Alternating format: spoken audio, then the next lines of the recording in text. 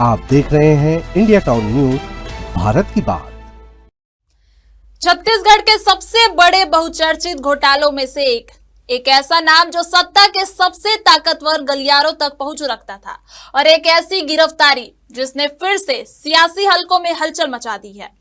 दरअसल 3200 करोड़ रुपए के शराब घोटाले में ईडी ने अब तक की सबसे बड़ी कार्रवाई करते हुए उस समय के तत्कालीन मुख्यमंत्री भूपेश बघेल की डिप्टी सेक्रेटरी और राज्य प्रशासनिक सेवा की निलंबित अधिकारी सौम्या चौरसिया को गिरफ्तार कर लिया है। जी हां, मंगलवार को घंटों चली पूछताछ, फिर शाम 5:30 पर गिरफ्तारी और आज रायपुर के पीएमएलए स्पेशल कोर्ट में पेशी। ईडी का दावा है कि शराब घोटाले की पूरी रकम के मैनेजमेंट में सौम्या चौरसिया की अहम भूमिका थी। लेकिन सवाल बड़ा है, क्या इस केस में अब और बड़े नाम बेनकाब होंगे? नमस्कार, आप देख रहे हैं इंडिया टाउन न्यूज और मैं हूं आपके साथ आस्था सिंह। देखिए हमारी एक खास रिपोर्ट।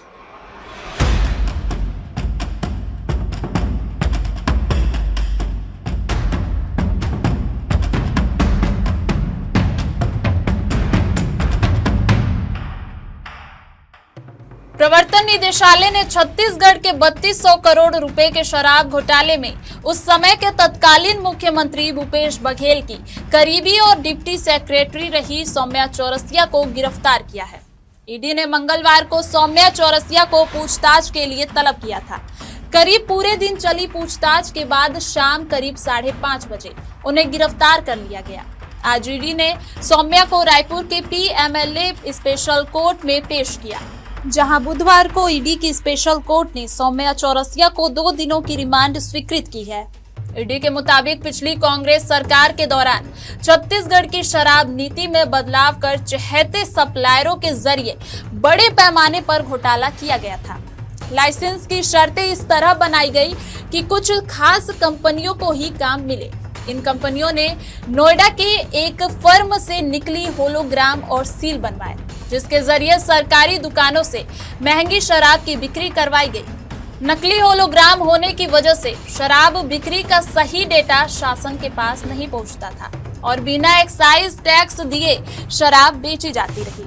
ईडी की जांच में सामने आया कि इससे शासन को करीब 2165 करोड़ रुपए के टैक्स का नुकसान हुआ, जबकि पूरे घोटाले की रकम 3200 करोड़ रुपए से ज्यादा आंकी गई है। वहीं ईडी का दावा है कि इस घोटाले से मिलने वाली रकम नेताओं, अधिकारियों और अन्य प्रभावशाली लोगों तक पहुंचाई गई। एजेंसी के अनुसार सौम्या चौरसिया इस पूरे लीकर स्कैम नेटवर्क में कोऑर्डिनेटर की भूमिका निभा रही थी और उन्हें करीब 100 करोड़ रुपए मिलने के सबूत भी मिले हैं। ईडी ने पप्पू बंसल उर्फ लक्ष्मी नारायण अग्रवाल, तांत्रिक के श्रीवास्तव और कारोबारी अनवर ढेबर के होटल मैनेजर दीपेन चावड़ा के बयानों के आधार पर सौम्या को गिरफ्तार किया है। इसके साथ ही ईडी को सौम्या चौरसिया, रिटायर्ड आईएएस अनिल टुटेजा, कारोबारी अनवर ढेबर और चैतन्य बघेल के बीच हुई चैट्स के अहम सबूत भी मिले हैं।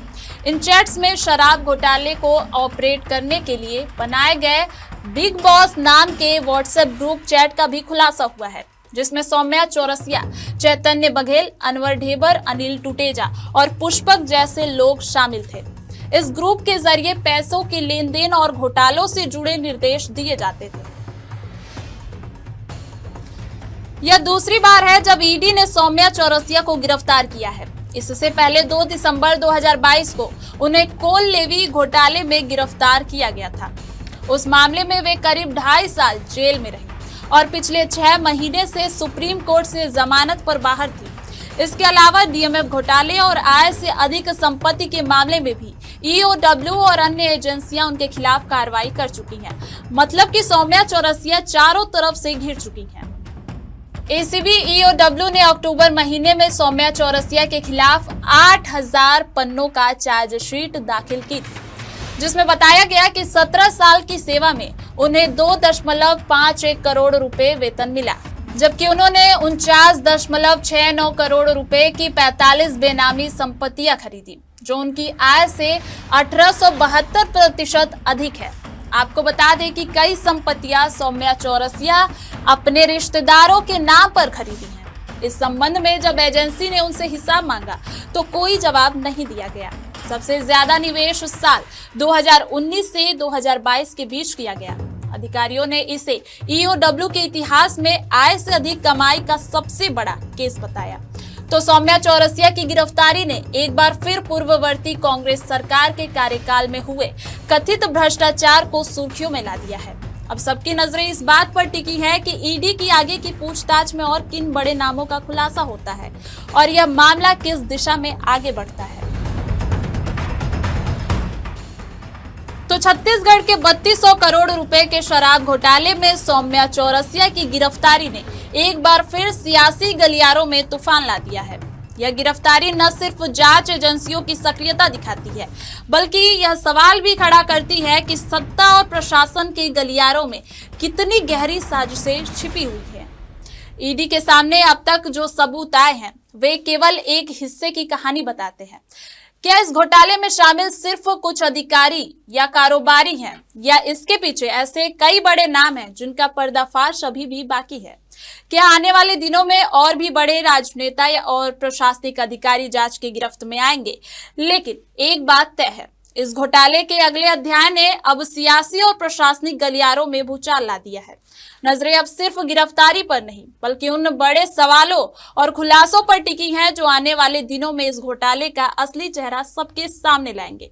फिलहाल के लिए इस रिपोर्ट में सिर्फ इतना ही। देखते रहिए इंडिया टाउन न्यूज, भारत की बात। नमस्कार। आप देख रहे हैं इंडिया टाउन न्यूज, भारत की बात।